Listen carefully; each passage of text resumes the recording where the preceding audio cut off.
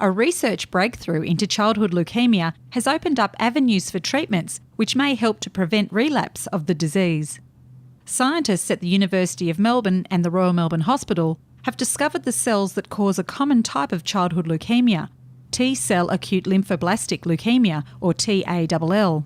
Approximately 50 new cases of TALL are diagnosed every year in Australia. 2/3 of these in children or adolescents, with some adults also getting the disease. When you're first told that you've got a leukemia, it's devastating. That they have to then go through very toxic treatments which include chemotherapy, intravenous chemotherapy, radiotherapy, often bone marrow transplantation, and that treatment can put their lives on hold for 2-3 years.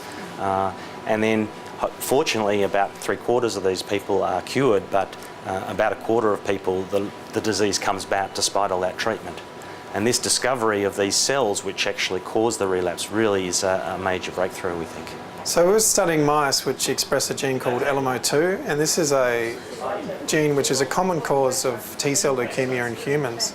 And what we discovered was that this gene is able to turn normal thymus cells into stem cells. So these cells can then persist in the body for a number of years prior to giving rise to cancer.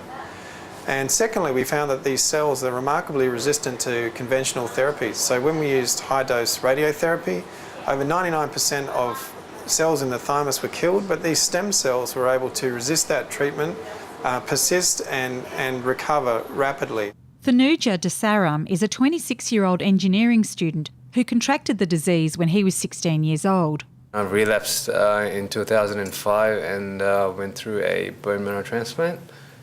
And then unfortunately I relapsed again 3.5 years later in 2008. And I went back into remission, but then relapsed again a few weeks back.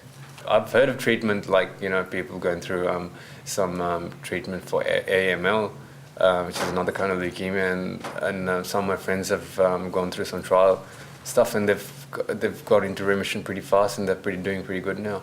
But I haven't heard anything about ALL, so this is pretty exciting.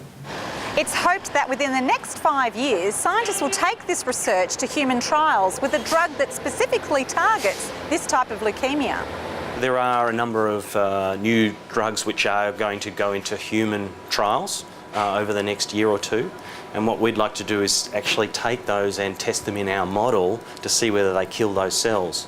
And if they do, that's great, let's get them into clinical trials. But if they don't, it really suggests that it's not appropriate to put them into human trials, that we should be trying something else or looking for other drugs to treat these diseases.